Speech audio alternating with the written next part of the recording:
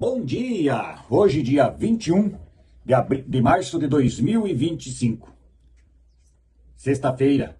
Chegamos ao final de semana e a leitura que trago hoje para vocês encontra-se em 1 João, capítulo 4, versículos 7 até o 21. Deus é amor.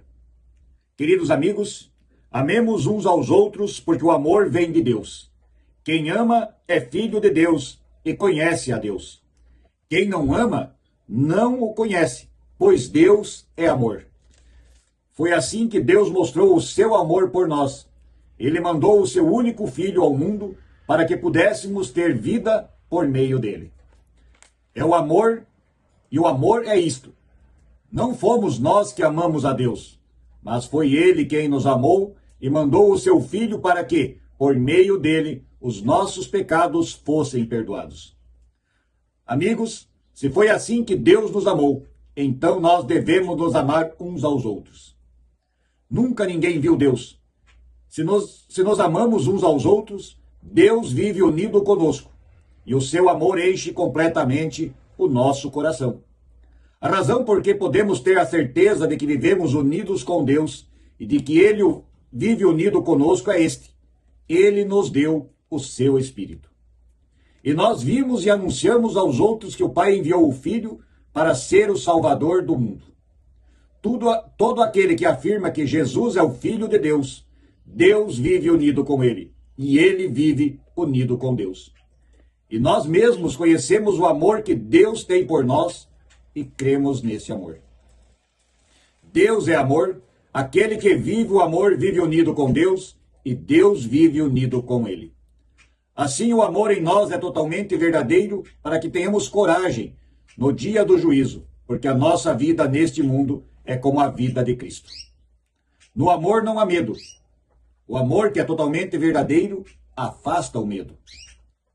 Portanto, aquele que sente medo não tem no seu coração o amor totalmente verdadeiro, porque o medo mostra que existe castigo. Nós amamos porque Deus nos amou primeiro. Se alguém diz: eu amo a Deus, mas odeio o seu irmão, é mentiroso. Pois ninguém pode amar a Deus a quem não vê, se não amar o seu irmão a quem vê. O mandamento que Cristo nos deu é este: quem ama a Deus, que ame também o seu irmão. Até aqui a leitura de hoje.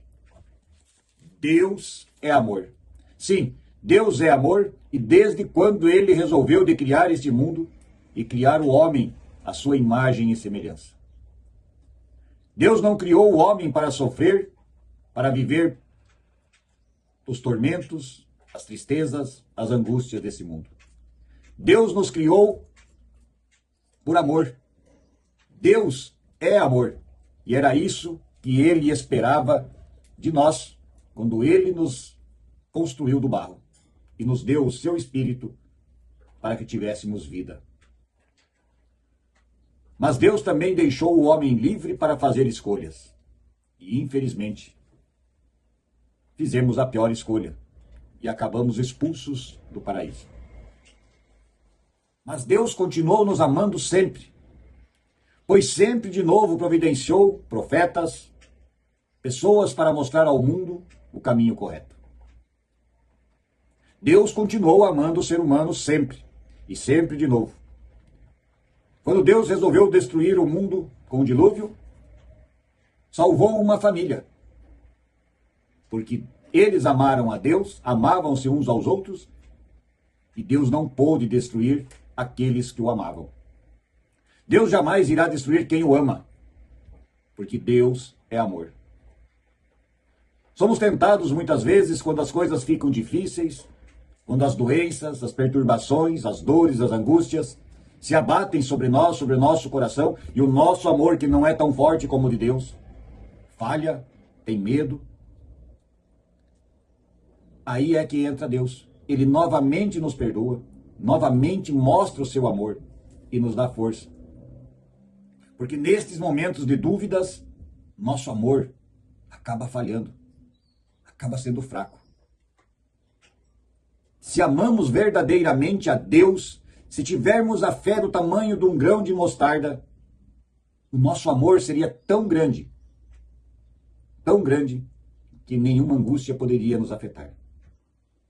Ouvimos também muitas pessoas dizendo que amam a Deus, andam com a Bíblia, inclusive, em suas mãos o tempo todo, falam versículos decorados da Bíblia, mas não agem com amor, agem com interesses próprios, independente do mal que causarão a outras pessoas, os falsos profetas.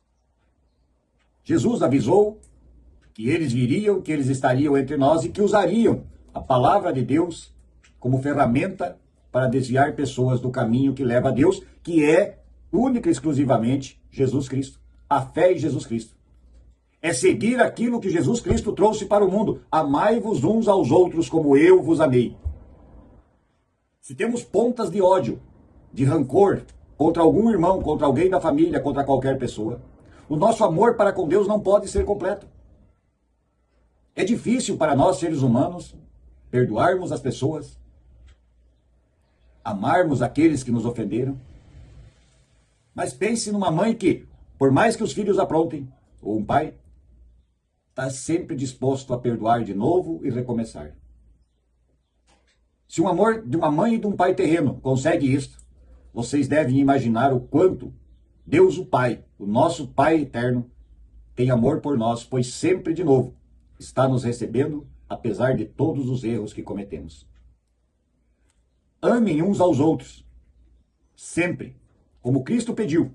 Ame a Deus acima de todas as coisas, mas amem-se uns aos outros. Pois quando você ama as pessoas, quando você realmente tem amor, você não faz o que não deve ser feito, você não ofende, você não machuca, você não briga com as pessoas. Eu tenho sempre dito para mim mesmo, antes de responder alguma questão que possa ofender alguém, cale-se, ore a Deus, pense antes de responder, porque a palavra dita não volta.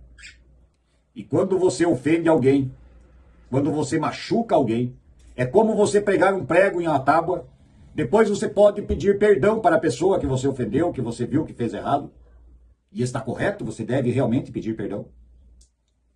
Mas existe um detalhe, que nós humanos vamos sempre ter, que é parecido com a tábua. Nós podemos arrancar o prego, passar uma massa, pintar, e a tábua vai parecer que é nova. Mas a marca está lá na tábua.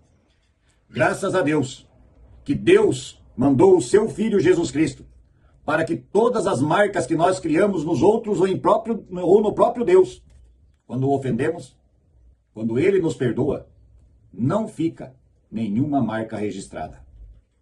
Deus é Deus de amor, e Ele, quando perdoa, nos perdoa verdadeiramente.